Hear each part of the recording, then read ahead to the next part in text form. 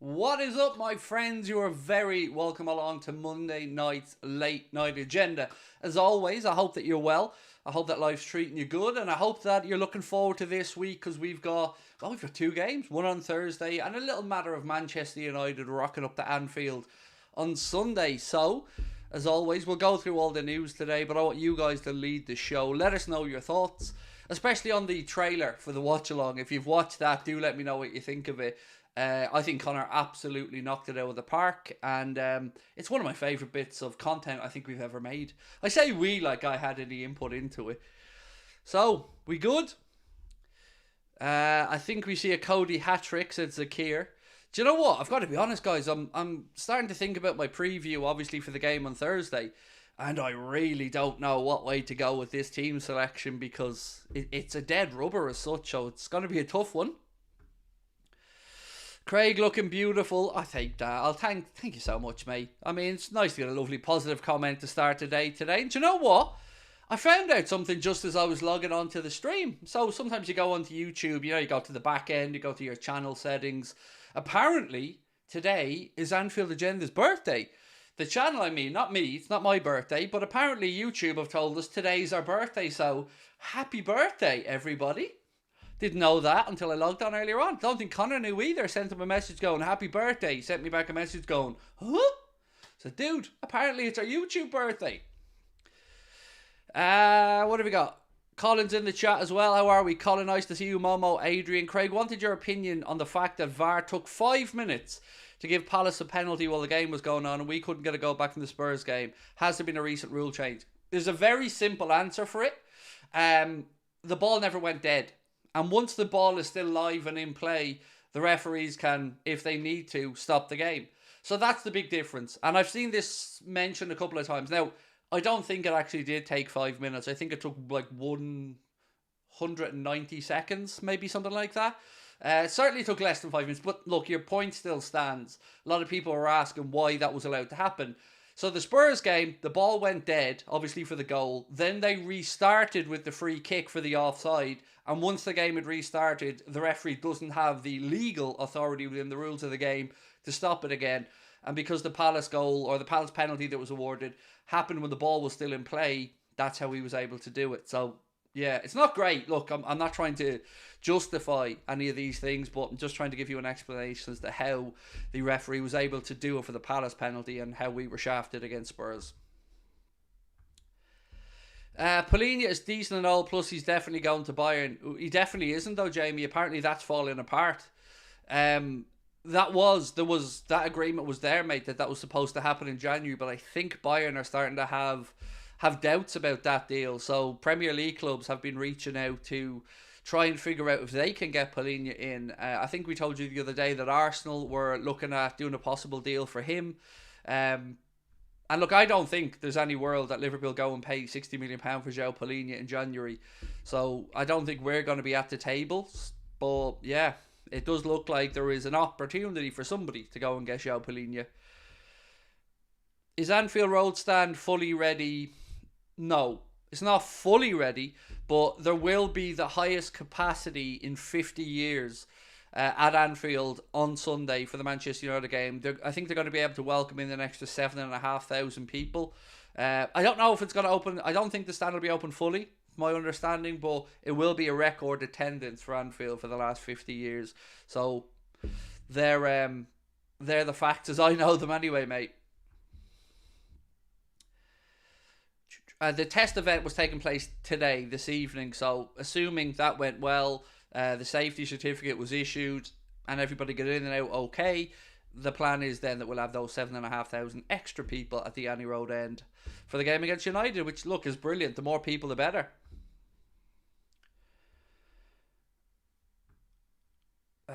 Testing for tonight newsstand, so 7,500 more can attend, said Jamie Doyle.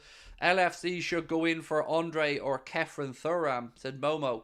So I don't think we will go back for Kefren Thuram because I don't think he's the style of midfielder that we need. He's somewhere between a 6 and an 8, probably more towards the 8. Andre, look, this one's confusing me very much, I have to say. I thought this was almost a certainty in October. But Fulham are certainly leading that race as per many reports. I want to talk in a while as well about the defender situation, the title of tonight's stream. We haven't just made it up. We haven't just thought to ourselves that they'll cheap out. It's been reported that that could very well be the case. And again, we'll talk you through that in a while. I've also got a list of injury updates to go through as well. So remind me about that one. Some links to that young Hoffenheim attacker as well. So we'll go through that. And a bit of a crazy one for Ronald Araujo, actually. We've been linked with a move for him. But I think we can very firmly put that onto Bullshit Island. Hey Craig, Klopp had just had a dig at Caicedo and Lavia at the test event. Oh, I haven't seen that. Please do give me a quote there, Michael. I love it. I love a bit of shithousery, mate, from Jurgen or anybody associated with Liverpool Football Club. As you know, I was over on the kickoff yesterday and I was sitting there and I had Joey to my left, who's of course a Chelsea fan, and I had Josh just not immediately to my right, but to my right hand side, also another Chelsea fan. And I've got to say, two of the most down-to-earth, reasonable Chelsea fans you're ever going to meet. But I heard them talk about midfielders and complain a little bit about the type of midfielders they have there. And I'm sitting back going, you just got Enzo, you just got Caicedo, and you just got Lavia. And it seems warped to me that you're unhappy. I'm not trying to run the guys down. They're lovely fellas. It just felt strange. It just felt really strange to me sitting there going, oh, God, I was almost doing a naked run around my housing estate when I thought we were getting Caicedo. How are you? What have I missed? Well, you haven't missed too much, Jordan. We're only a few minutes in, my man, so good news on that one. Not too much being missed. Do you think Bruno being suspended on Sunday helps United? No. I think it harms them. I get where you're coming from. He's been a bit of a... Well, he hasn't been great, to say the least. But he also does have ability that a lot of those other Manchester United midfielders don't have. And if he was on form, we know he could cause us problems. But the fact that he isn't there, well, look, it certainly makes me feel even more confident going into the game on Sunday. Are we going to do business in the January transfer window? It looks like we might do, but not the type of business we're going to be happy with. But again, I will move on to that in a few minutes. I like to give it about 10 minutes before we get stuck into the news, give everyone a chance to come across. What else have we got? Bruno did it on purpose. So, I know Richard Keys certainly gave his opinion that maybe Bruno Fernandes did that yellow card incident on purpose too, because he didn't want to come to Anfield, and I'd like to believe it's true. Obviously, we'll never be able to prove either way. But if you were mindful that you didn't want to get a yellow card and you didn't want to be ruled out of that game, you probably wouldn't be petulant towards a referee. You know, you'd be on your best behaviour to make sure that you're not going to pick up that suspension. So, yeah, I can't say I haven't had a similar thought process, to be honest with you.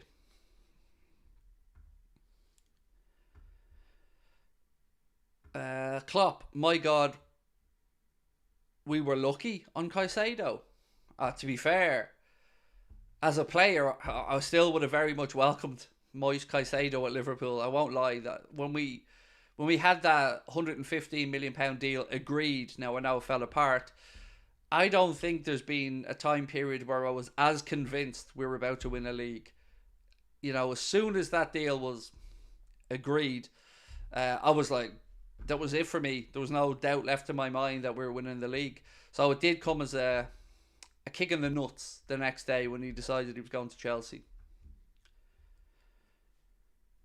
Do you think PALHINHA is a good midfielder for Liverpool? I think João PALHINHA is a good midfielder for any club. The reason I think it's very doubtful for Liverpool to go in is his age. He's 28 years of age, and I don't see a world where we turn down Andre for 30 million and then go and spend another 30 million, so 60 million all in, on a player who's 28 heading towards 29. It just doesn't seem a very FSG type strategy. But I'd take him because he's a great footballer. Like, I'd be over the moon if we signed PALHINHA. I just don't feel it's very in keeping with the way we go about our business. Thoughts on Endo's form? Oh, it's a tough one, Nishalan, mate. It's a tough one. Because I've seen glimpses where I've thought, okay, maybe Endo's turning a corner here. So the conclusion that I've come to, and this is just my own thoughts on Endo, is that he's suited to some types of games, but not all types of games. So I think there will be a case when we can maybe play Endo and not be too worried about it. But I think the difference being with Alexis McAllister, I think he's far more able to adapt to a different type of game if needs be. So it's probably more all-around reliable for Jurgen in that position. That's probably, I think, the fairest way I can explain where I'm at with Endo at the minute. I'd rather have an experienced DM than a young one. But look, Toes, nobody's saying he's not good enough. I'm just saying to you, I would be very surprised if FSG sanctioned a £60 million transfer fee for a 28-year-old player. That, that's just... I wouldn't say no, because I think PALHINHA probably still has 4 or 5 years in him. I just don't think it's likely with our owners. I heard that Caicedo wants to come to Liverpool in the summer and Jurgen doesn't want nothing to do with him. I don't have any idea if any of that is real or not. Especially the first part. Because when I read an article about Caicedo recently, he was kind of bigging up the part Enzo Fernandez played, the phone call that was made from him, and he was saying that he was over the moon for a World Cup winner to be ringing him, trying to convince him to come to Chelsea. Look, I said it at the time, and I'll say it again. If you're Lavia, if you're Caicedo, or anybody else that chooses to go to Stamford Bridge over Anfield, you want your head examined. Why would you do it? Honestly, I don't get it. Are Chelsea a bigger club than us? God, no. Have they got a better balanced squad than us? No. Are they in Europe? No. Do they have consistency of manager and ownership? No. I don't get the appeal unless it's money. If you want a big contract over 6, 7 or 8 years, fair enough. But if you're doing it for football reasons, there's no part of me at all that believes it's a better destination than Liverpool. Maybe I'm biased as a Liverpool fan, but I just won't believe that. It's the London factor. I guess, London would never appeal to me as an individual because I like I'm a quiet person. I don't like the hustle and bustle of big cities. For me, it's just the anxiety would be too high. But yeah, maybe to other people, who are young and want to get out and about, and maybe London does have its perks, but this is your time of your career where you're concentrating on your football. Plenty of time to retire and live in London when you're 35, 36 and you hang up your boots. But when you're in your career, surely you want to look back for trophies, for experiences, for memories. So I would always go for the football project at this point, if I was somebody in that position. What do you think of Núñez recently? I think that... Look, I can't sit here and say Núñez has been perfect, but I'm still firmly behind Darwin. I think the more he works with Jurgen, the more he works with Marcelo Bielsa for the Uruguayan international team, the more he will hone his talent and craft and cut out some of the frustrating things. But you will never see a lack of effort from Darwin. You will never see him not being somewhat of a problem to the opposition. So if we can just tie these little things together and hone his skills a bit, I still think we've got an unbelievable player there. So, let's start going through the news, shall we? Because everybody's in now, so fair play. We'll start going through. So, Alisson, we'll start off with a bit of upbeat news from Mr. Alisson Becker. He's firmly declared that Liverpool are in a title race, and I love it. This is what the best goalkeeper in the world has had to say. He said, "It's important for us to win every game that we have in front of us. Our target, our goal is winning the league, but we need to keep our feet on the ground and play it game by game. The next game is the most important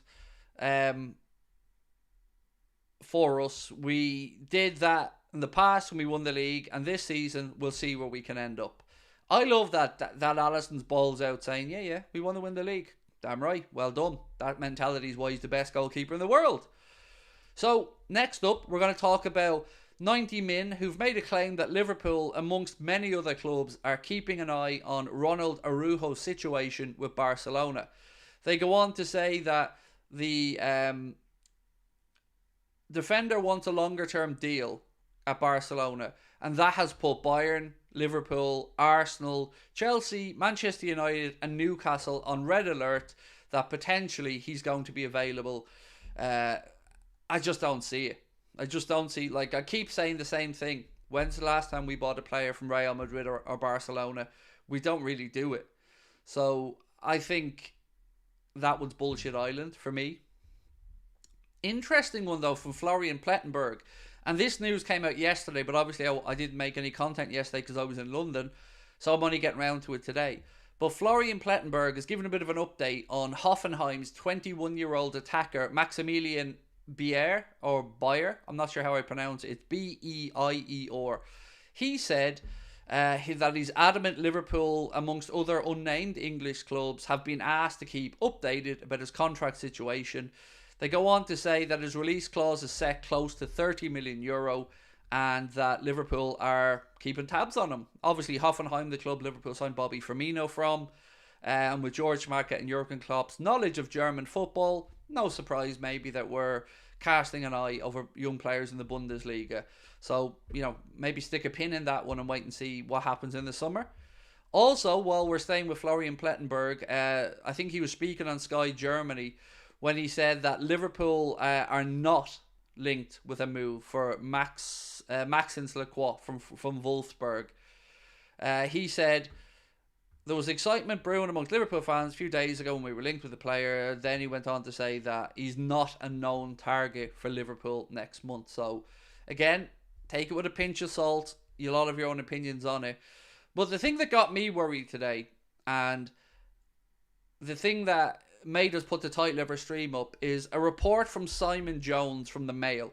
And he said Liverpool have not ruled out making a January move for a defender. So far, so good, right? So Liverpool have not ruled out making a move for a defender in January. So far I'm thinking, okay, I can work with this. But this is the part that frustrates me. Any deal could come in the form of a short-term, cheap move. And that, my friends, is why I'm angry. How many times does our beloved football club have to roll the dice on short-term, idiotic moves that don't work out and end up leaving us with a player that we're paying who isn't cutting it on the pitch and isn't up to scratch? I don't get it. We did it before with Ben Davies, with Ozan Kabak. Look how that worked out. We did it with Arthur Melo. Look how that worked out. And now we're in a similar situation where Joel Matip has, of course, done his ACL, which rules him out for at least the rest of this season, probably a little bit of next season. And our response to that is not to go, well, he was out of contract at the end of the season anyway. Let's use this as an opportunity to maybe move forward our thoughts on a centre-back and go and try sign one in January. Someone that we wanted, that we need to bring that forward. No, apparently it's let's go cheap and let's try to bring in somebody on a short-term deal. Again, why?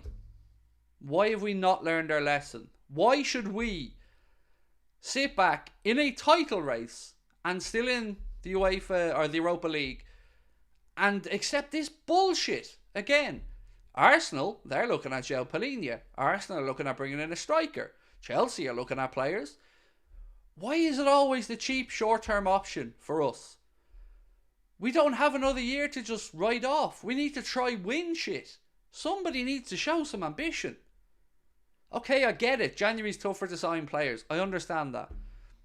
Maybe you have to pay a little bit more. I get it.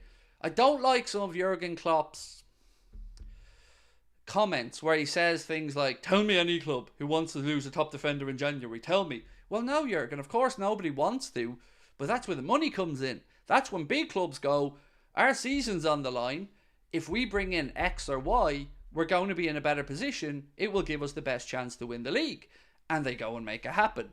What they don't do is go, how can I stick another sticking plaster on this and see if it works? It very much frustrates me because We've done it before, twice, and it never works. And it doesn't work because usually the player's not good enough to play for Liverpool Football Club. So, Jurgen said himself, tell me a club that wants to lose a good quality centre-back in January. That were his comments. So, what type of centre-back does he think we might be able to attract for little money in January? Is it going to be the calibre that wasn't available for proper money? Of course it's not. It's going to be some shithouse who some club wants to get off their wage structure. I don't get it. It's wrong. It's wrong. It pissed me off. I can't lie, lads. It pissed me off. Like, how many more times does this have to happen and we admit, oh yeah, we're wrong as a club before we actually start to act like a proper big club? And also, Liverpool's loanee Rhys Williams, who's on loan at Aberdeen, has failed to make a single appearance for the Scottish team, meaning that Liverpool are apparently considering, according to the Mail, recalling him on loan. So, again, not great. You know, if you send a player out on loan, you at least want them to be playing. And the fact that we are now in December and Rhys Williams has not made one single appearance for a club in Aberdeen, well, I tell you what, folks, it makes me just ask one thing. If he's not good enough to play in the Scottish Premier League for Aberdeen, the fuck is he going to ever be good enough to play for Liverpool regularly in the Premier League? He's 22 now. Let's be honest here. Why are we keeping the kid at the club? He's 22. He's already fallen behind the 19-year-old centre-back who actually looks like he has a future at the club. So what are we doing here? Sell him. Why are we hanging on to players that clearly have no future at the club? And I can't even get a game on loan at Aberdeen. It's just strange. I want to move on to speak about João PALHINHA next, but there's a super chat in from Jurgen Splurgen. Thank you, mate. I don't know what any of that means. Luke Sopper running down the wing, the Honesian King. I don't know what any of that means, mate. But thank you. So, this has come out from Team Talk, who say Liverpool, Arsenal, Manchester United's representatives have all held conversations with João PALHINHA and Fulham expect 60 million for the player. So, I well believe United and Arsenal's representatives have reached out to talk to João PALHINHA, but it would be a very pleasant surprise if indeed Liverpool have asked, because like I'd be pleasantly surprised, as I've mentioned. Who's the 19-year-old centre back? Is that a real question? Like Jarrod Kwanzaa just doesn't exist. I said he's fallen behind a 19-year-old centre back, Kwanzaa, who's actually getting game time. That was who I was insinuating there.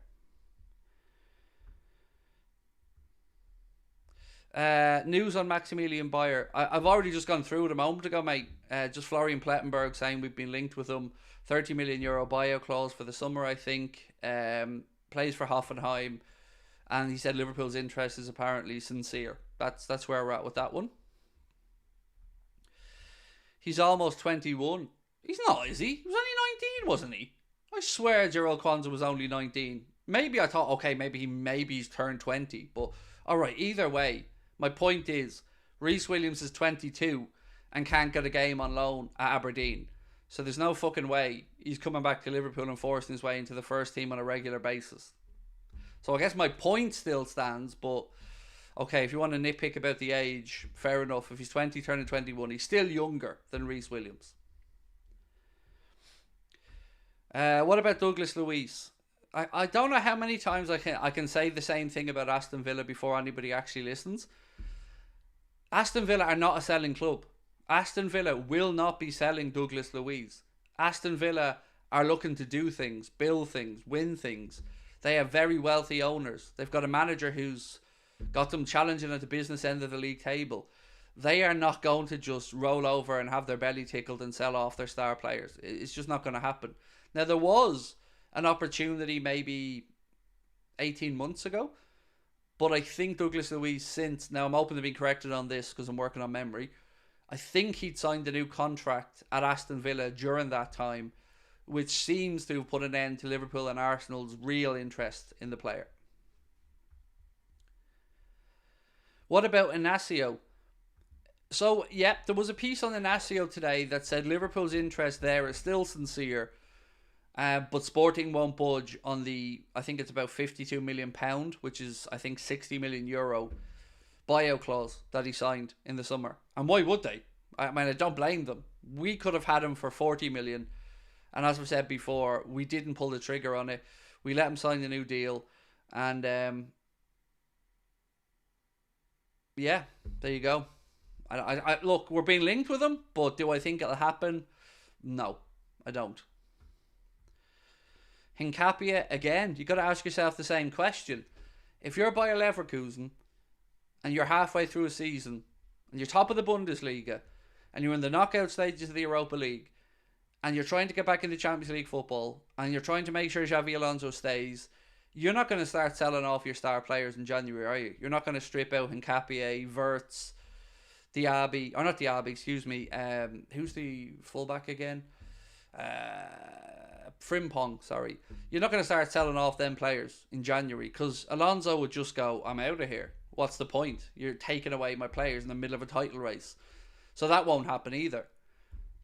So yeah, I think Hincapie maybe in the summer if we wanted to make a move. And look, perhaps the plan is that Jurgen has somebody for the summer. Somebody that he wants more than anybody else. If that's the case, okay, fair enough. But we have to do something in January. We have to show that we really want to win this league. Unless he pushes a move.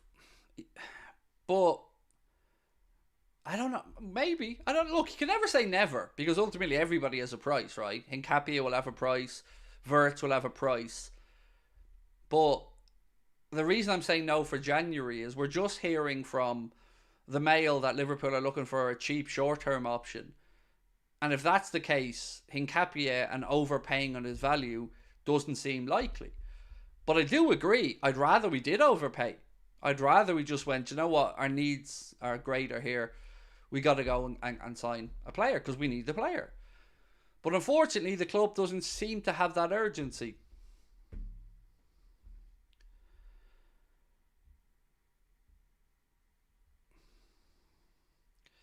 I like this comment from Ethan. If you've commented in the chat and haven't liked the video, you're a City fan.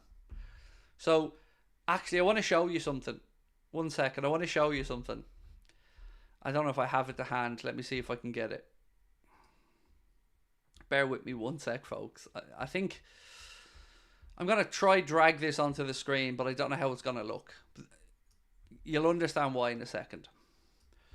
So, okay, bear with me. So there you go. As you can see on the screen, it is confirming our show. But the reason I bring it up on screen is to play into the comment from our friend a moment ago, who said, if you haven't liked it, you're a City fan. Look at the name of the place we're doing the show. It's Citizens, who are the sponsor, House of Blues Foundation Room in Boston. And somebody pointed out to me in the chat, Citizens, Craig? Who's really funding this tour? It's Abu Dhabi, of course. The only reason I brought it up is, yeah, one, it is going to be on sale soon, but two, Citizens made me feel a bit, be honest, when I seen it. Didn't feel great. But, yeah, just kind of leans into the comment from our friend. Let me just get that off the screen.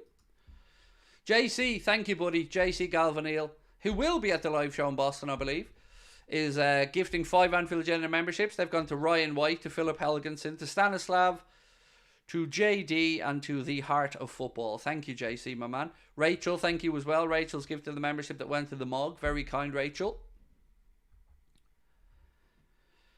Citizens House of Blue. I know. There's just too many words there, Ethan, isn't there? You've got Citizens. You've got House of Blues. You've got... It's all... Yeah, you're right, mate. It's the wrong colour, the wrong name, but the right man. Anything on Beraldo? No, actually, and I've been purposely on the lookout for stuff on Beraldo because, well, I'm excited by the idea of Liverpool signing a Brazilian. But no, unfortunately, I haven't seen anything new on Beraldo. Speaking of people who are going to be at the Boston show, there's Davino gifting a membership as well. Davino, you're very kind, sir, and I can't wait to meet you at the show in Boston. Did I mention we're doing a show in Boston? Because we are doing a show in Boston.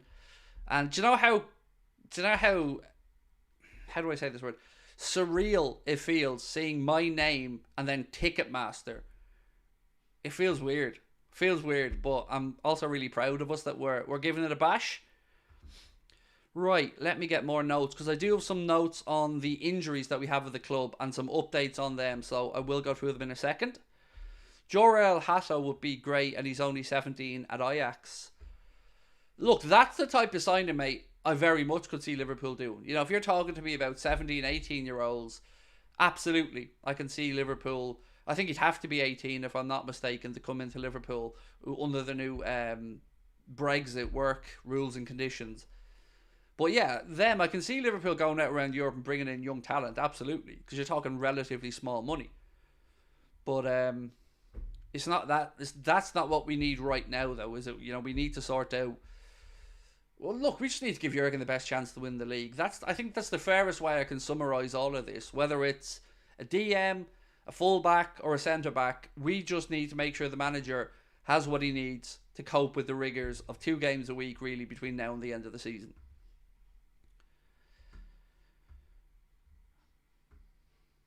Is Endo at centre-back a possibility? I hope not. God almighty, I hope not. No. I don't think Endo's going to cut it, playing our high line as a centre-back. Joshua Hayward said, Craig, do you think Gakpo should have a run of games down the left, not just down the middle? You're not the first person to mention that, Joshua. I've also heard similar said about Darwin, by the way. Should Gakpo be through the middle, and should we look to be playing Darwin a little bit on the left to give Lucho a break? I'd have no problem playing Gakpo for a while on the left. Not to replace Diaz, but certainly to rotate and give him a rest. You know, we're lucky that a lot of our players, Gakpo, Nunez, can play in 2 or 3 different positions. But I think I always try to say it's based on the opposition. So you look at who you're playing, you look at their strengths and weaknesses, you look at the attributes of your players, and you try to pick an 11 that you think can exploit their weaknesses as best you can. Good example of this. Look at Spurs yesterday against Newcastle. So they played Son on the left-hand side. And initially you're thinking, well, why have they put Richarlison through the centre and moved Son across to the left? Then you see Son running a very tired Kieran Trippier ragged for 90 minutes. Well, for the time he was on the pitch.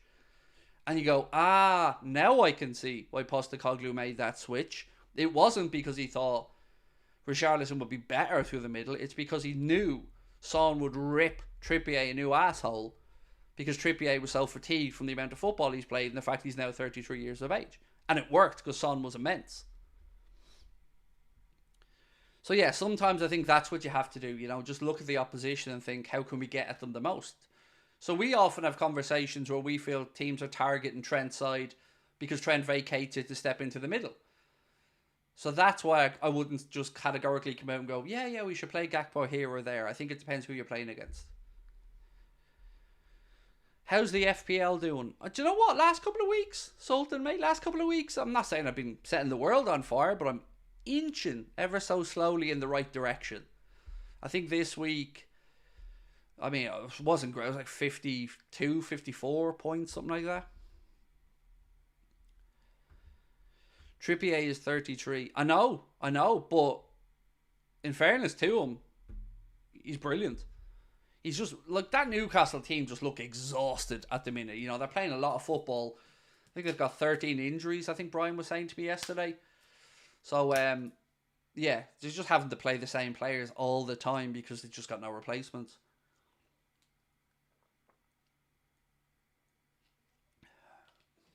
Would you give Thiago an extension? Absolutely not. Now, I read this comment out for a couple of reasons. One, because of course I wanted to respond to yourself for taking the time to write in the question. But also because there might be a little bit of good news on Thiago Alcantara. And that kind of leads me into talking about our injuries at the minute. So, it's believed that Thiago Alcantara will be available from January onwards, which could give Jurgen some help, you know, because he is our player. And if we need to rotate, it gives him another option. So, on that, good news. Would I give him an extension? Absolutely not. No. I just can we look? We can't afford to be paying 200 grand a week for a player that could miss a good chunk of the season. So I would say respectfully no. But let's go through the updates on the injured players and we'll see where we're at. So Alexis McAllister. So he was kept out because of a cut on his foot that required stitches. Jurgen said, we'll have to see day by day. United on Sunday is a realistic target, given that Union Saint-Gilloise on Thursday has nothing riding on it. So, sorry, the last part of that was my thoughts, not Jurgen's. The part Jurgen said was, we'll have to see day by day. So, yeah, again, I wouldn't play him against Union Saint-Gilloise on Thursday. It's a dead rubber. I wouldn't bother. But yeah, we might have him for United, which would be good news because I think we need him. Diogo Jota is back running, as we've said, and if he continues this way, you're probably talking about United being a little bit too soon, but it wouldn't be too far away from that for Diogo. So I can say he's nearly back, Diogo Jota. Andy Robertson, shoulder injury, probably January at the soonest. Thiago Alcantara, we've just spoken about. The one that worries me is Bajcetic, because the update is recovering from multiple injury setbacks and still unknown return date. And that's tough because we know the potential of young Stefan. We know that we can certainly do with him right now. And we know that that's a position that we're a bit weak in at the minute. So not having a return date is difficult. Yes, of course, you look longer term with these things. But you also have to think, is this going to be a problem moving forward? Are we going to have a young man who maybe is going to spend a few years picking up these niggly little strains as his body grows and adjusts? Maybe. And if that is the case, is Endo going to be enough? No. So we probably still have to address the position. And then Joel Matip, who of course is an ACL injury that is going to be out for the foreseeable. But here's what worries me. I get the feeling that this conversation about Liverpool may be looking for a short-term or cheap option in January. My worry is that it's because we want to give Joel a new deal. And that's all very well and good if you have a definitive return date for Joel and you know he's going to be back to himself. But like we've just seen somebody of a similar age, Virgil van Dijk, go through a similar injury and came back and admitted himself it took him 16 months before he really started to believe, trust his body, feel free in his movements, and wasn't second guessing himself. So, and that's Virgil van Dijk. So if we do that for a player who's out of contract in the summer, so if you give him an extension, let's say the extension is 2 years, you're probably going to not see him for the first half of next season. It's just, I don't know.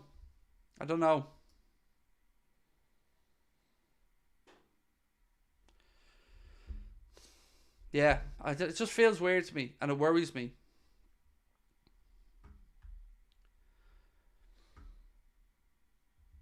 $60 million for a Fulham defender. He's not a defender, mate. He's a defensive midfielder. What do you think of De Ligt to Liverpool? Unreasonable because of the amount of money that he's being paid. So yeah, unlikely, I should say, not unreasonable. Unlikely because of the amount of money he's being paid. Yeah, I don't know if he'd be a good fit for us. He's a good defender, but I don't know if he's a Liverpool type defender. Thoughts on Burnley's Kalesho? No idea. Honestly, I've not watched much of Burnley at all. Yeah, sorry, mate. I just don't know much about their players. Just because he plays for Fulham doesn't mean he's a bad player. Yeah, no, I agree with that, Danny. Not at all. He's not a poor player. PALHINHA is a great player. And even though he's 28, I'd kind of still say he's pretty much a young 28. But I just don't think. Do you think we need a better backup goalkeeper? No. But I think we might need another backup goalkeeper anyway, because I feel like Queeveen's not going to want to sit on the bench forever. And I feel like he'll go play somewhere else. So I think we're going to be in a position next summer where we probably revisit the goalkeeping backup situation anyway. But it's difficult because you want a keeper who comes in and you feel comfortable with, But you also know that they're not going to play very often and that they've got the best goalkeeper in the world ahead of them. So it is really difficult, and I defo don't want the situation like that's going on at Arsenal, where you've got two sort of number ones and there's no consistency. So, yeah, tough position to fill because, you as I said, you want someone you trust, but also you know they're not going to play much. Thoughts on Saliba? Very good player. Certainly a lot better than Gabriel, anyway.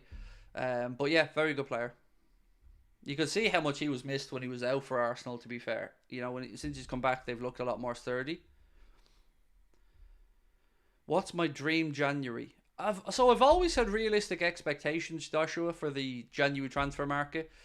I'd like us to bring in Andre, 30 million quid, and then I'd like us to bring in a centre back. I don't know how much money we'd have to play with, but I'd rather we sign no centre back than just bring in a centre back for the sake of it. Because we know Nat Phillips, as an example, is coming back from Celtic in January, right? I think he's up there till January and then he's coming back. So we will have him available to us and it wouldn't cost us anything. He's not good enough for the long term, but I'd rather we use Nat Phillips than brought in a short-term deal for 6 months. Just wouldn't make sense to me. So I'd rather we just use somebody that's already at the club if that was the case. If Jurgen has a target he has for the summer, okay, but just bring Nat Phillips back and put him as fourth choice centre back for games where, maybe we need to rotate, or games that we're winning handily and we can take the players off and have a rest. Would you go for Frimpong in the summer and put Trent in the middle? So, no. And I'm going to explain to you why. If we move Trent into the middle and we play Trent as a midfielder, I feel like we then need a solid right back. A defensively solid right. We don't need another type Trent because we have that. And we're moving him to midfield because we feel there's a little deficiency to be filled at right back. So I would want somebody more defensively secure that maybe doesn't have as much going forward. So yeah, I think Frimpong would be too much. As in, I think we'd be still lacking a little bit defensively, maybe. Are the PALHINHA rumours credible? No, not for me. I don't think they are. That's just my opinion though, by Hammer. Any news on Florian Wirtz? Not for us, Ethan. I'd seen Real Madrid linked with a summer move, but again, I don't know how much truth will be in that. I feel Florian Wirtz will leave Leverkusen, but if you're asking me for my opinion on where he ends up, I think he ends up at Bayern Munich. He strikes me as one of those players that will want to stay in the Bundesliga for a while, and we all know if there's a German talent to be had, Bayern Munich tend to want to sign those players and quite often get them. Like Walker, yeah. Look, Walker, if he hadn't signed a new deal with City, you could have said, well, you could see a year or two of somebody like that, yes. But also, we can't just forget that we have Connor Bradley. We have a player out on loan as well, a young right back out on loan that we signed from Aberdeen, Calvin Ramsey, who we haven't even got to have a look at yet in Liverpool's first team. So, we'll have to see what the plan is for these guys moving forward. Does Jurgen see Connor Bradley as a right back? Does he see him as a midfielder? Does he maybe see him as not somebody for the Liverpool first team longer term, but give him experience and sell him? I don't know what the answers to these questions are. What's your opinion on Geertruida from Feyenoord? I don't spend my time watching Feyenoord, Ajax. I just don't have time to keep up with the Eredivisie.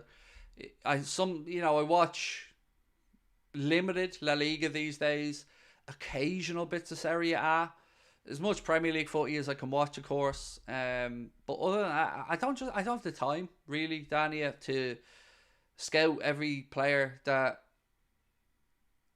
pops up. So I guess I do miss a bit on these things, but that's where you guys come in, because you get to give me the heads up on them. And yeah, I appreciate that. Is Jules Koundé a good shout? No. Again, when's the last time we bought somebody from Barcelona? There's no love lost between us and Barcelona. I think it goes right up to John W. Henry, if I'm not mistaken. So, nah. Great player, by the way. No issues around Jules Koundé, the footballer. God almighty. I think he's top level. But I just don't see it being an option for us. What do I think about Livramento? I think he's looking well at Newcastle. I think it was an astute piece of business by Eddie Howe. And I think he's settling in quite well there. I'm going to my first match at Anfield for the West Ham game next Wednesday. Yes, Sully, we love that, mate. Enjoy. It should be a great game.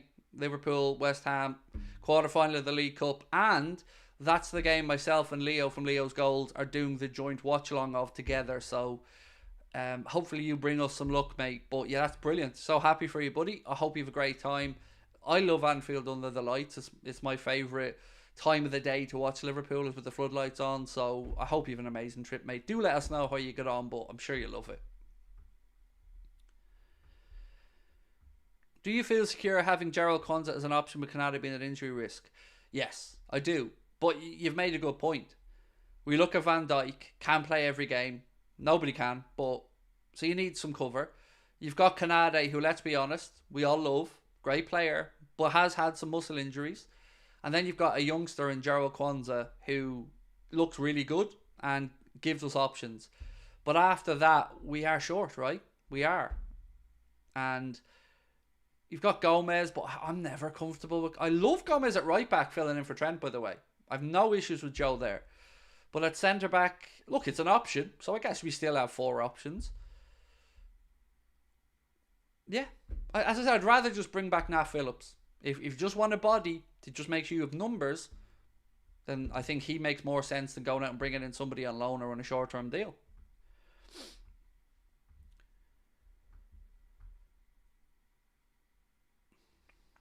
New Year's Day for me versus Newcastle. Another great game, mate. Enjoy.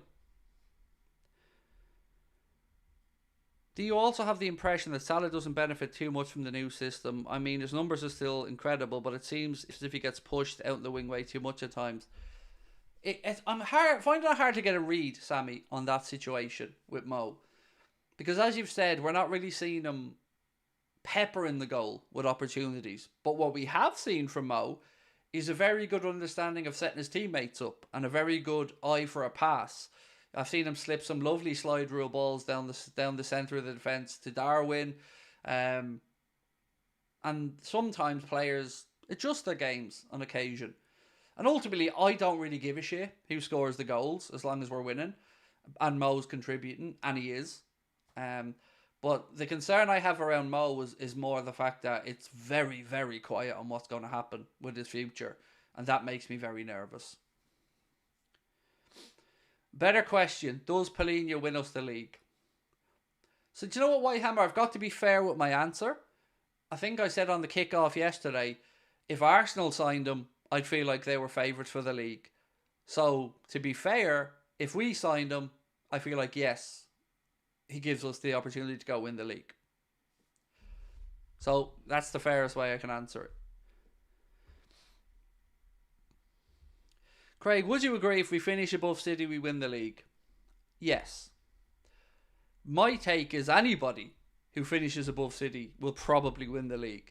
I know Arsenal, ourselves, we're ahead, but we know what Manchester City as a group are capable of. Like us, they're capable of reeling off 5, 6, 7 wins in a row, and their next fixtures look rather friendly. We've got a couple of difficult ones coming up. You know, we've got Arsenal twice in the league in the space of a month or so. United at Anfield, look, this should be hopefully straightforward. Yeah, I think that's fair to say. If you finish above City, I'd expect us to be winning the league. The bookies still have Manchester City as the favourites to win the league. Arsenal second favourites, Liverpool third.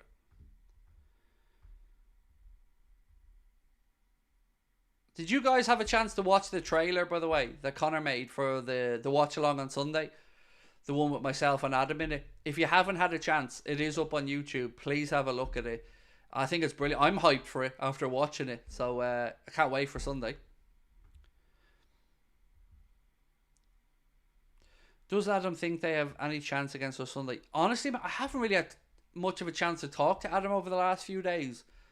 He's been really busy. I've been in London. And even this week, there's not many shows we're going to get a chance to do together. So, I don't know. I don't know what his thoughts or expectations are ahead of the game. Haaland's honeymoon has finished at City, said K-Pax.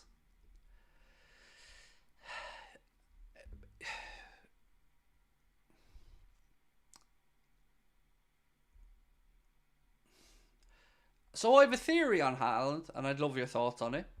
Is he a flat track bully?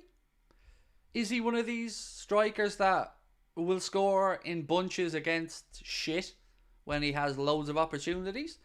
Because for me, and I'm only giving you my honest opinion, before we start talking about Haaland as being Ballon d'Or potential, I want to see him score in finals. I want to see him do things that grab a game by the scruff of the neck and change it.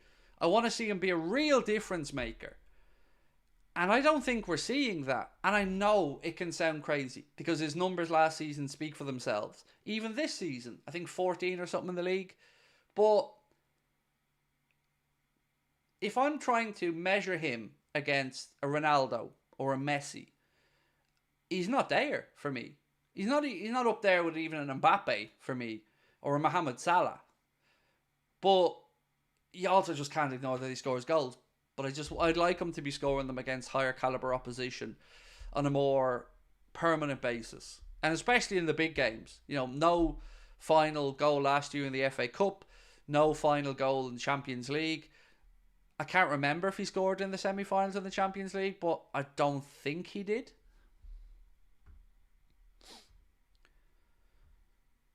News at 11 apparently. And where dare I say, Finn, you're getting this news from? Because if it's Indy Kayla, you might as well save yourself a bit of heartache, bud, and don't bother checking at 11 o'clock. Because it will be, well, it'll be waffle.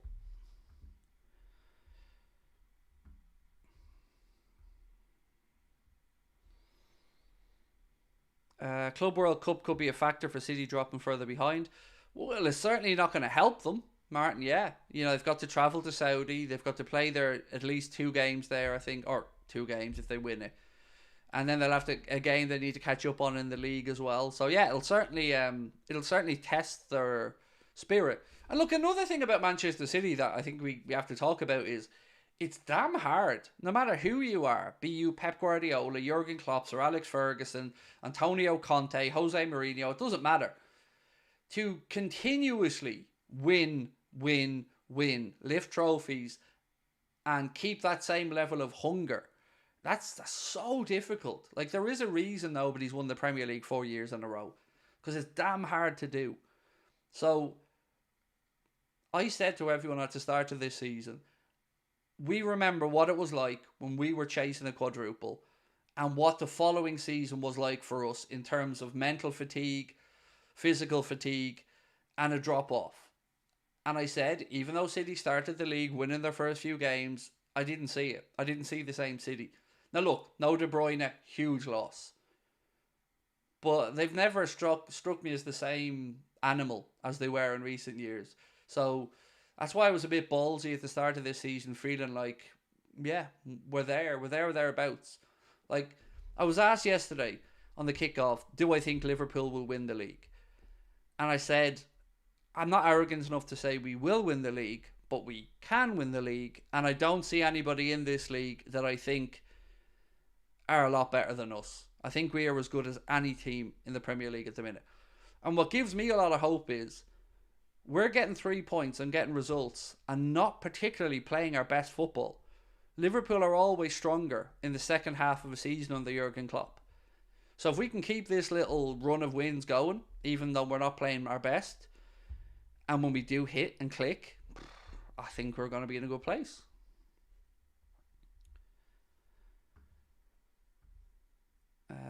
Alisson has to be a top 5 goalkeeper ever. He's just so good, Jack, isn't he? He's just so good. Like, riddle me this, by the way. So, Alisson Becker, 2, 3 huge saves against Crystal Palace. Did absolutely nothing wrong. And Sky Sports give him a 6 out of 10 in their player ratings. The man stopped one nailed on goal in the first half. Guaranteed goal if anybody else was in there. Saves it, gets the post, and we hook it away with Trent.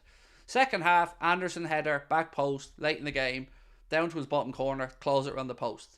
Now, I think Anderson might have been offside, but look, Alisson didn't know that at the time.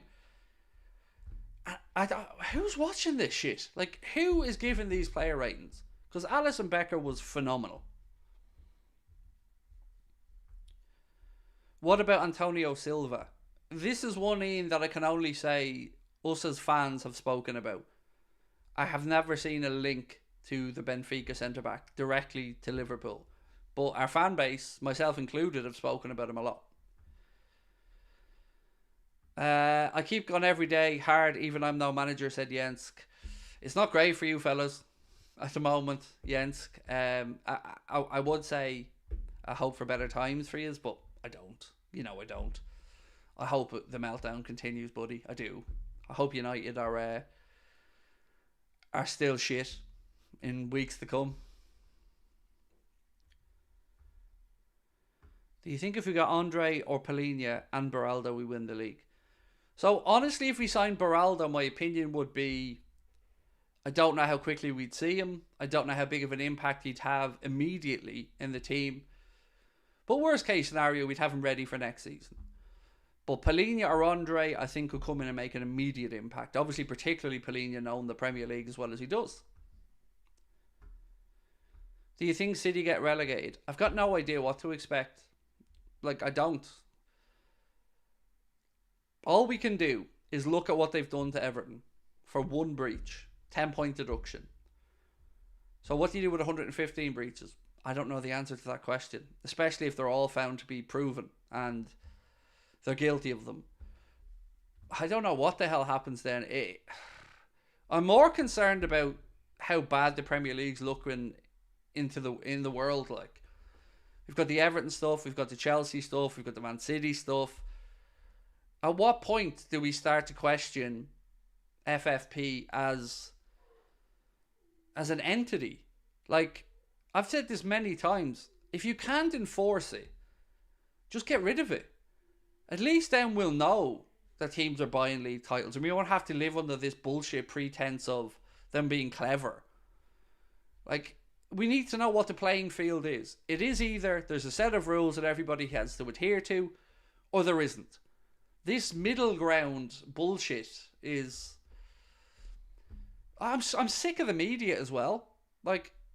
You're all probably same as me. You see them fawning over Pep and City, and we have to hear about the treble, and we have to hear about all the trophies. But we all know it's built on a foundation of horseshit. We all know it. And I'm sick of sitting here, paying for my Sky subscription or my TNT Sports subscription, and hearing them talk about the quality and genius of everything. Well, we all know it's nothing to do with being fucking clever. It's to do with never-ending supplies of money. And yeah, a world-class manager in Pep. But what would Jurgen have done with that money? Or what would, I don't know, anyone, pick another top manager. It's bullshit. And I wish that they all had a backbone and caveated everything by saying, if they get found guilty, it's all built on lies. I know they have to watch themselves legally, but they can insinuate it. They can caveat everything they're saying with this elephant in the room of the 115 charges.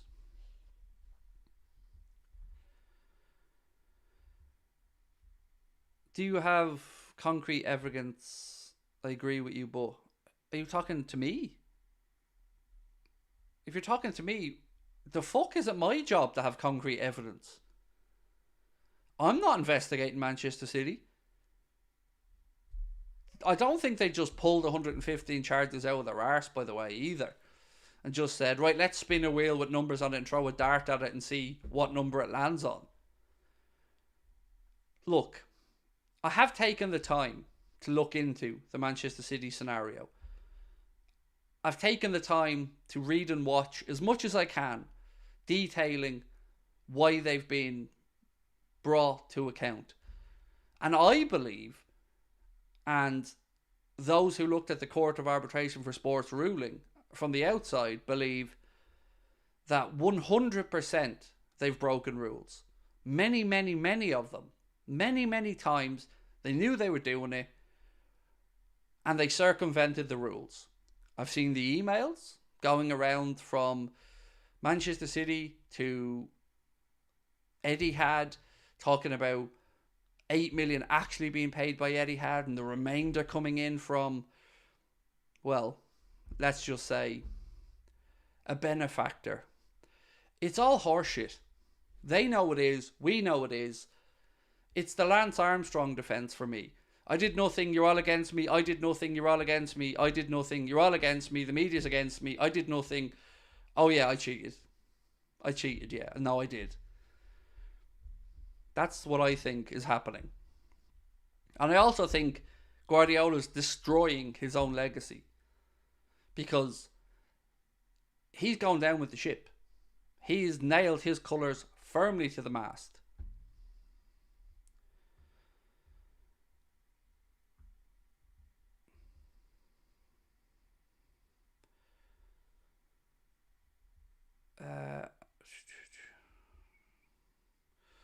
I'm going to need to see Pep's fingerprints on a file labelled dodgy oil money.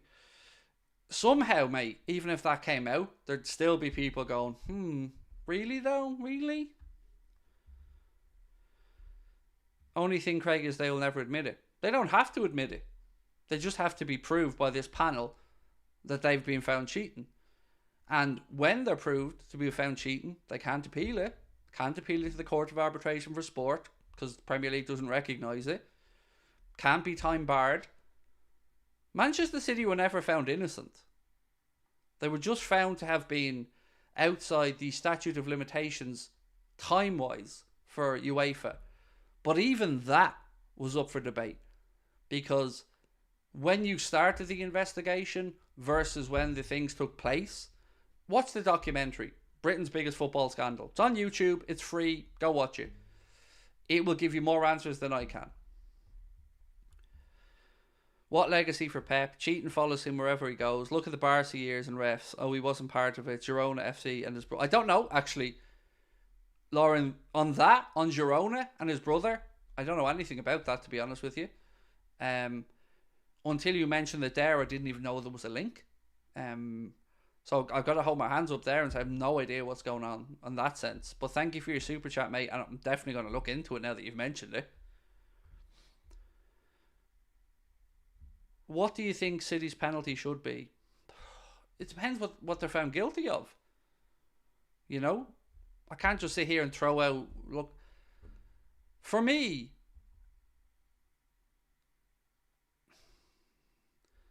I hate cheats. I hate them. Football clubs bend rules.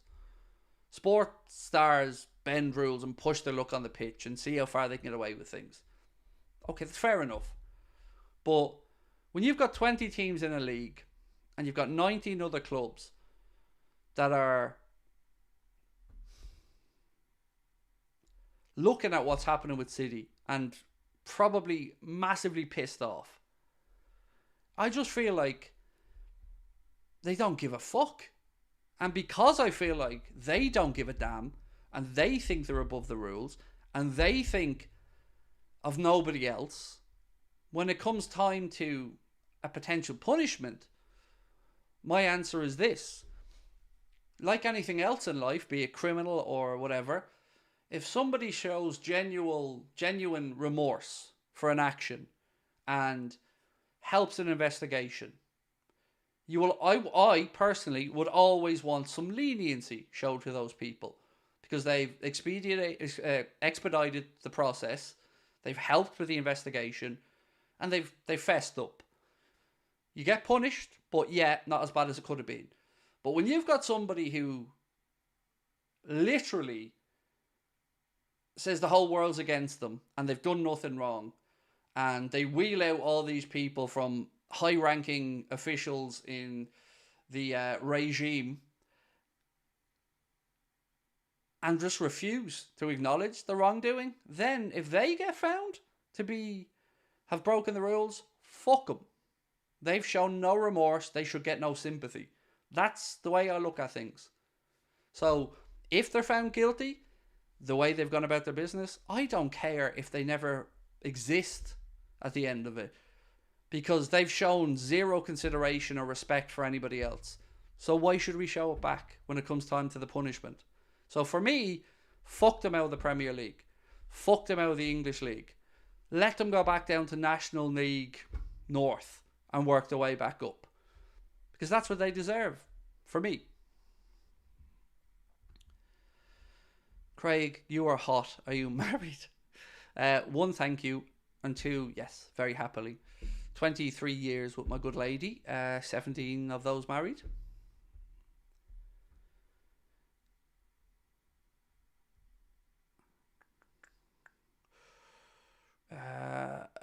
Agreed generally, but procrastination being served up by this club is pure cheating by no other name. That's what I think. Citigroup owns Girona. Pep's brother is the CEO. They're privy to each other's loan network. I don't know if there's anything sketchy about that or not, Lauren, to be honest with you. I don't. If it's all declared and if it's up front, and I mean, I assume they've not broken any rules there. Do you think Liverpool will extend Klopp's contract? Ooh. So, the honest answer, Jugs, is I don't know. But from everything that I've read, if Jurgen shows any indication that he'd like to be extended, I think there'll be a new contract put down in front of him very quickly, and he'll extend it. So I think the club would do it very happily, but I also think the club want to be mindful and respectful of what Jurgen and his family want, because it's a tough gig, right? Managing a Premier League club for the length of time he has, with the pressure he's under and the toll it takes, I'm sure, on his personal life and his time with his family.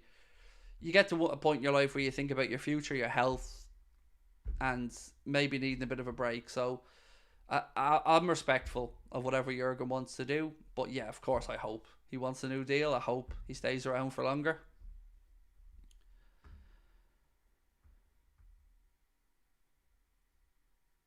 Okay, there's some weird comments in the chat. I don't know why people are being nice to me. It freaks me out when you're being nice to me.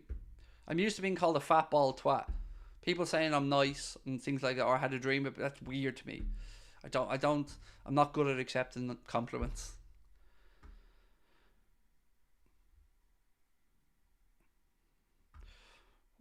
What centre back do you want to sign?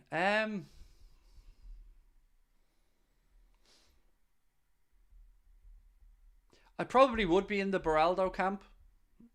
Look, Antonio Silva is the answer. I just don't think Liverpool pay that money. So if we're looking for realistic options, I like the idea of Beraldo. I know he's not maybe ready immediately, but that's okay. I think we have time to bed him in and get him used to things.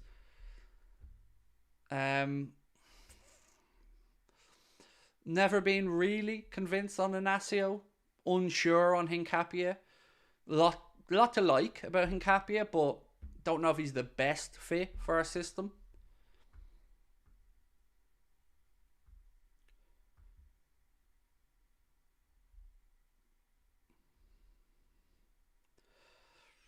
I'd like Lacroix from Wolfsburg. Well, it looks like, at least according to Florian Plettenberg, that one's not happening. He said that Liverpool's interest isn't genuine. What's this? Did you guys see, by the way, Liverpool, I think, have 18 points from at least non-winning positions that turn out to be wins this season so far? It's ridiculously good. My first time in the chat in quite a while, but I could listen to you talk football for hours. Thank you, Luke. Mate, I could happily sit here and talk football for hours. Where do I stand on Mbappe now? Realistic. So, I always feel really... When I answer this question, I always feel like the realist in me battles against the fan in me. So the fan in me goes, Mbappe. If we lose Salah, use that money, bring in Mbappe, pay him a signing on bonus, get him at the club, Mbappe. But the realist in me goes, do I think that there's the potential for that to go tits up? Yeah. Do I think it could cause a headache at Liverpool? Yeah. But I also want to give Jurgen the benefit of the doubt to think that if it got to the point where we signed him, I feel Jurgen wouldn't do that if he had any belief that somebody would destabilise the dressing room. But the part that really makes me even consider it as a possibility is FSG. Why would they keep in contact for 6 years? Why would they try to get him when he was at Monaco?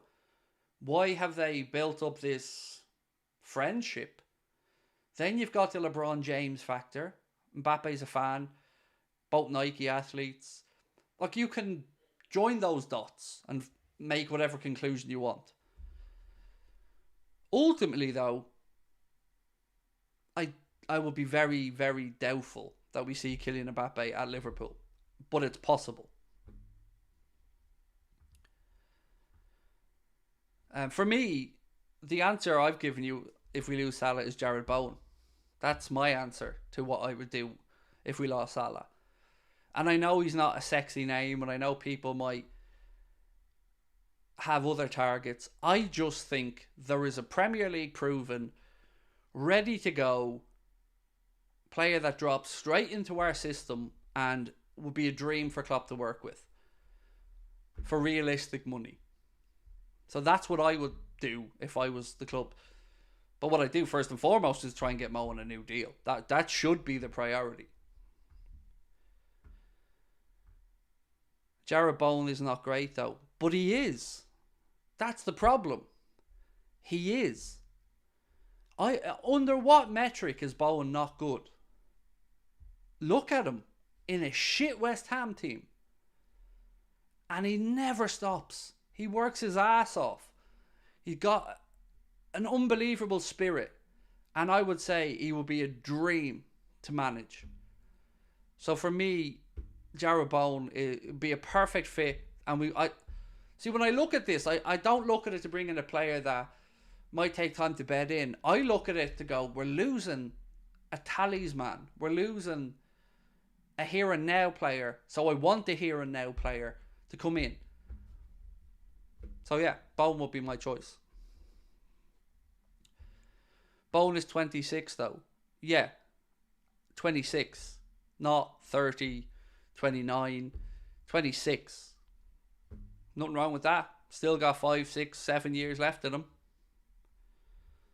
And that's his prime. Inconsistent. Really? I just think, in some weird way, I think this is the opposite of English bias. I think this is, I don't know, some type of self-deprecating English isn't good enough vibe. Weirdly. I think if Jarrod Bowen played for Bayern Munich, or if Jarrod Bowen was in Portugal, I think everybody would be tripping over themselves at the idea of signing Jarrod Bowen. Remember, look when we signed Salah. Wasn't a sexy player. Wasn't being talked about as a superstar. Came to Liverpool, right fit, right system, boom. Legend. So, I can only give you my opinion. I don't have the transfer funds to make these decisions.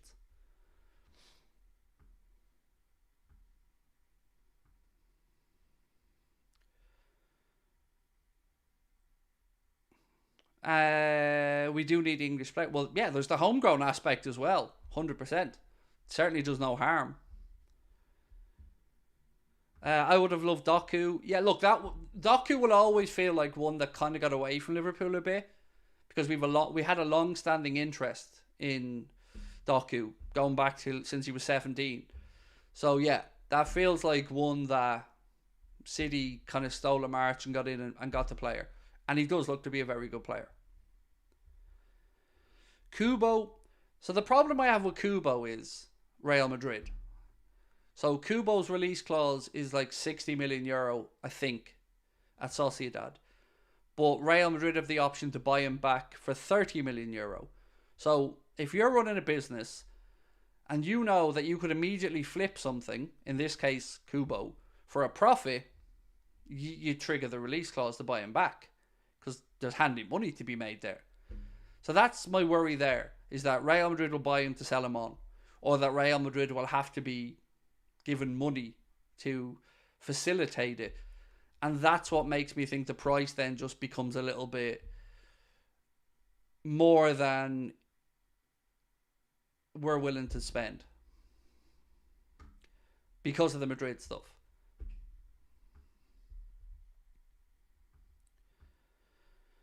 Didn't you always say you thought Adeyemi's next club would be Liverpool? Not that I'm aware of, mate, no. If anything, I thought when he was at Salzburg and he went to Dortmund, that was probably the end of our chances of signing Karim Adeyemi. But I wouldn't say no to Karim Adeyemi at all. I'd prefer him to Malin.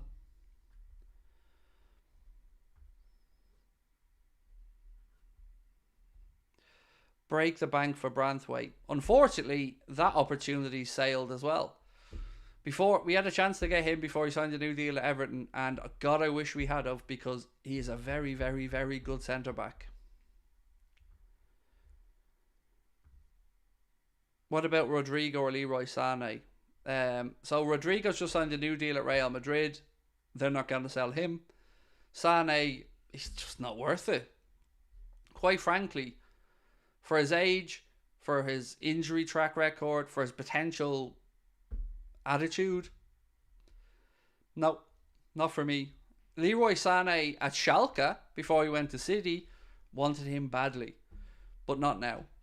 He's 29 now as well? But we can sign Chiesa. Chiesa is definitely an option. And I think the possibility of Chiesa being available to be sold he's probably an achievable target for somebody, whether it's Liverpool or somebody else in the Premier League. Yeah, Federico Chiesa is probably gettable.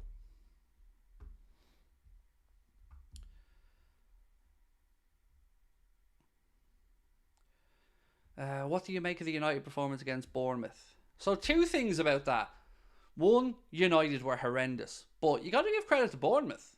Like, Bournemouth had went in that week and beat Palace away, and look, let's be honest, they made it look easier than we did. And then they go to Old Trafford and honestly put in a masterclass of a performance. Iriola and that Bournemouth team deserve credit, because they went to Old Trafford and attacked and went at Manchester United and beat them in every department.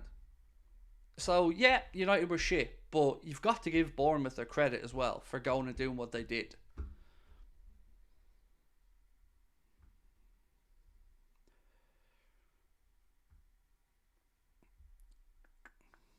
Liverpool would never sign Leao. Yeah, I don't think so either.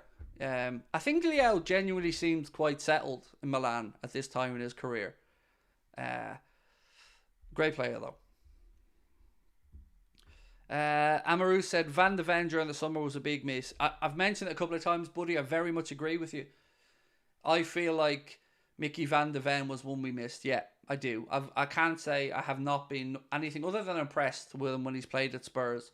I know he's out now till the new year, but yeah, feels like because we were linked with him as well, so we're not just making up a name that we're pulling out of thin air. Yeah, that feels to me like Spurs got their own back about Diaz. That's how I feel about that deal.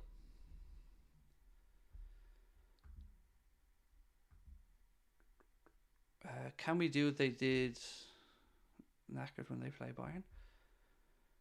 Can we do that they will be knackered when they play Bayern? Yeah, so look, they've got the big week for United again. They've got to try and get something against Bayern tomorrow. And then, of course, they come to Anfield for the annual whooping on Sunday. How is Craig? Craig's a bit tired. Long day yesterday. I was up and out of here about 8:30. Into the airport. Flew over to London. Did the kick-off. Straight back after it in a taxi. Back to the airport. Delayed flight. Just my luck. And then flew back. Got home at about midnight. So, long day yesterday. But I woke up today and realised I'm old. Good God, my knees. And I was just aching from yesterday. United got extra days for preparation for us on Sunday. Yes and no. Realistically, how many of the players do we think are going to be playing on Thursday for us and again on Sunday? We could send the worst possible team that we're legally allowed to send over there because it is a meaningless game for us on Thursday, and I don't expect many first team players to be running around in Belgium. So yeah, I don't think that really impacts us too much, to be honest. The United have a game that they need to get something from. We've already won our Europa League group and topped it, so yeah, don't need to worry about it.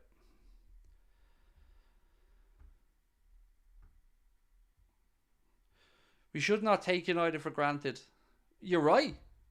Again, in these types of games, we can't go and say we're going to batter them, because I've seen it the other way around and Liverpool have gone and caused an upset. But Rashford being anonymous, Fernandes suspended, Onana not very good. I struggle to see where I could see them frustrating us. I could see them maybe digging their heels in and be difficult to break down. But I find it very hard to make a rational argument against us beating them. Craig, are you and AA still doing a watch along for the game on Thursday? 100%. I'll be putting a preview out tomorrow and we'll be doing the watch along on Thursday. Craig, that's because Klopp told Schmake Van de Ven lacked the physicality right now for the Premier League. Well, perhaps Jamrock. Good to see you again, by the way, buddy. I feel like it's been a while. Yeah, perhaps, mate. When I've looked at Van de Ven, though, I feel like he's shown a bit of fight and a bit of spirit. But, you know, ultimately these are Jurgen's decisions and, you know, got to respect the manager's thoughts. Why are you just why you keep putting the word Amrabat in the chat? What do you want me to do with that? You're literally just putting the word Amrabat. Amrabat what? He's shite. Like, look at the state of him at United. There's a reason we didn't get Amrabat. Thankfully. Because at one point I would have taken him. The Morocco Amrabat that was in the World Cup looked great. The Amrabat that has since played in Italy and shown up at Old Trafford has been shite. Like, really, really bad.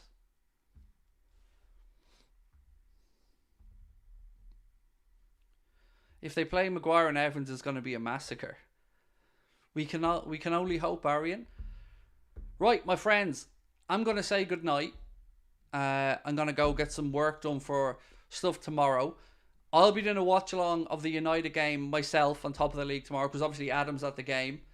So hope you can join me for that. We'll have a stream here on Anfield Agenda beforehand, and then we'll go straight over to the watch along on top of the league. So do drop a like. There's 400 likes on this video. If we can get up to 500 before you head off, that would be great.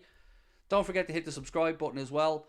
Appreciate all of you here on the channel. And yeah, busy week ahead of us. So check out that promo, though, the advertisement for the watch along, because me and Adam are doing it together on Anfield Agenda on Sunday. And it's going to be epic. So make sure you join us for that one as well. But thank you for your time this evening. You guys are awesome. Appreciate your support.